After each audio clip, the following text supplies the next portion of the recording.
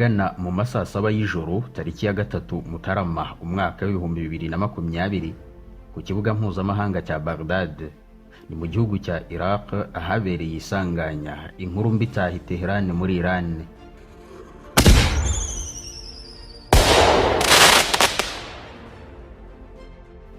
Ni igitero cy'ingabo za Leta Zunze Ubumwe za Amerika zifite ibirindiro muri Iraq ahitwa Ainul Asad cyahitanye umujenerali wa Iran Qasem Soleimani ubwo yajyaga guhura na minisitiri w'intebe wa Iraq bwana Adil Abdul Mahdi. Urupfu rw'uyu mujenerali rwateje intugunda hafi ku isi yose ndetse abenshi batekerezaga ko hagiye kwaduka intambara yiruye ako kanya. Mu minsi yakurikiye ku itariki ya 8 Mutarama 2020 mu guhorera amaraso y'umujenerali wabo, misile balistike zirenga 10 zaturukaga hitwa Kermanshah zarashwe na Iran mu birindiro by'ingabo za Amerika aho nyine Ainul Asad.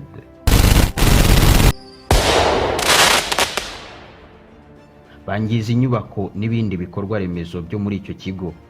Si ibyo gusa kuko wari warahimbwe akazina ka Ayatollah Mike nawe yaguye mu gitero cyahanuye indege y'intambara ya Amerika muri Afghanistan.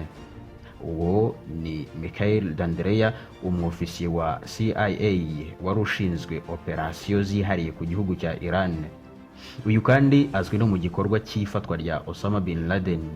Bikavuga ko rero igitero yaguyemo yakigabweho na Iran mu rwego rwo guhora amaraso y'umujenerali wayo. Andi makuru akavuga ko indege yahanuwe n'abataliban kwa 27 Mutarama 2020. Gusa uru rupfu ntiruvugwaho rumwe kuko CIA yahakanye aya makuru kugeza na n'ubu ntibiramenyekana neza. Kudacana uwaka, kutavuga rumwe no guhora mu makimbirane y'urudaca hagati y'ibihugu byombi isi bya none.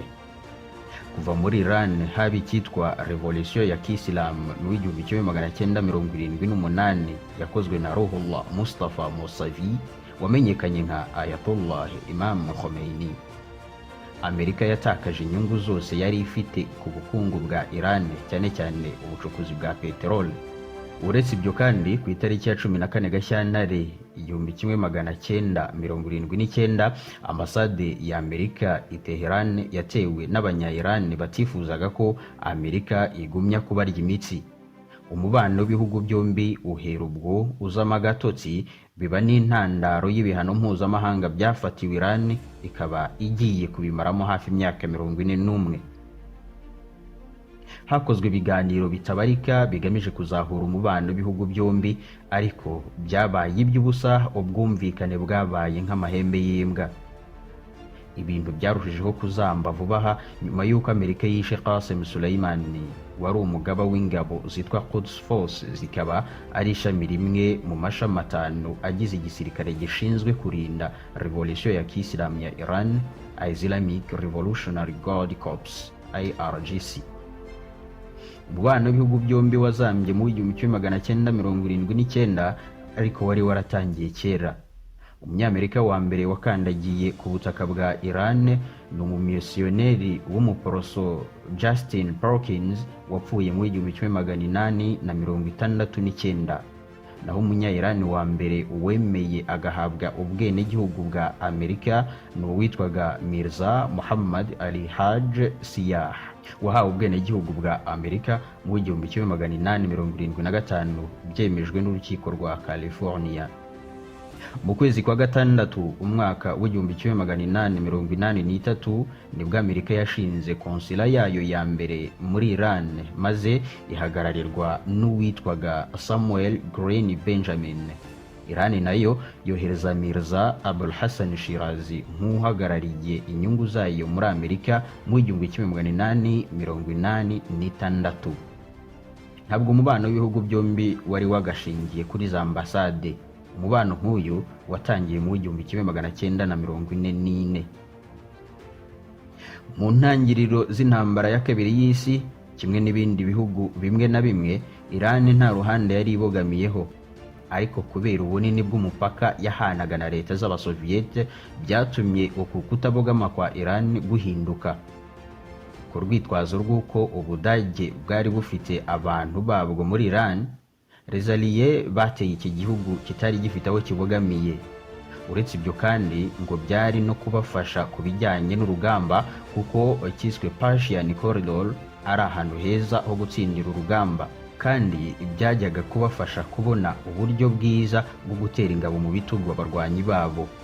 Abarwanyi b'Abasoviyeti bateye baturutse mu majyaruguru n'iburasirazuba, naho ab'Abongereza batera baturutse mu majyepfo n'iburengerazuba.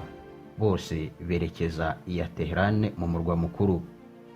Ingabo za Iran zikubitwa inshuro, ubutegetsi babukura mu maboko ya Reza Shah Pahlavi babushyira mu maboko y'umuhungu we Muhammad Reza Pahlavi. Maze mu gihe gito Iran itari ifite uruhande ibogamiyeho, ihita itangaza intambara ku Budage bwa Hitler. Mbere yaho gato ariko umwami wa Iran Reza Shah yari yasabye Amerika ubufasha bwo kumufasha gusohora abarwanyi bari bamwinjiriye mu gihugu, ariko Franklin Roosevelt wa Amerika aramuhakanira kuko nta mubano ufatika ibihugu byombi byari bifitanye. Land-Lease Policy ni gahunda yashyizweho na Amerika ku ya 11 Werurwe mu 1941.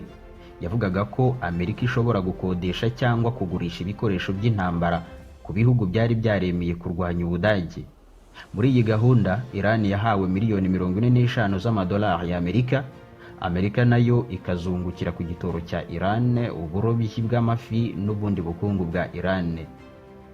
Ibyo byahuriranye nuko leta y'Abasoviyeti n'Abongereza nabo bashakaga ubu bukungu, cyane cyane inganda za petrol.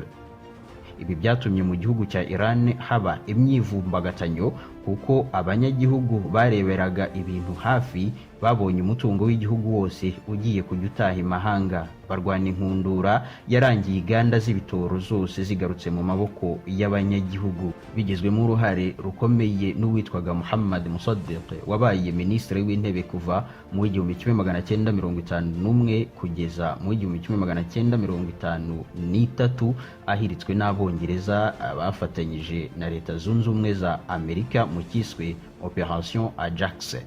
هموطنان عزیز، یک عصر ثابت به تغییر ناپذیر برای حکومتی که nk'uko amasezerano yabivugaga. Nyuma y'uko intambara ya kabiri y'isi irangiye, abarwanyi b'Abongereza basohotse muri Iran baragenda, ariko Joseph Stalin we yanga gukurayo ingabo z'Abarusiya zari mu majyaruguru y'igihugu.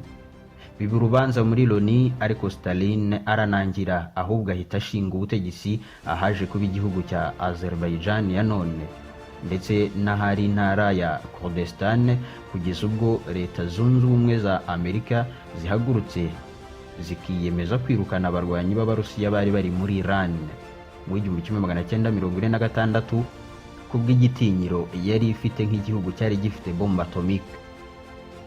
Guhera ubwo umubano wa Iran na Amerika waratangiye. Ubufatanye mu bya gisirikare buranozwa, maze mu 1947 basinya amasezerano ya miliyoni 70 z'amadolari ajyanye n'ubucuruzi bw'intwaro. Aha ahari imbere ya revolution ya Kisilamu ya Iran, umubano wa Amerika na Iran utarazamo agatotsi. Bamwe bakavuga ko Amerika yari yarigaruriye ubukungu bw'iki gihugu. Bari baragabijwe n'umwami warakiri muto, kuko bamushyizeho agifite imyaka 21 gusa. Ubutaha tuzarebera hamwe uburyo ibi bihugu byombi byaje kurebana y'ingwe, urubanza rwabo rukaba rwarabuze gica. Ni mu ruhererekane rw'ibiganiro bivuga ku mateka y'umubano w'ibihugu byombi ukurikira kuri The Port TV. Ntuzacikwe.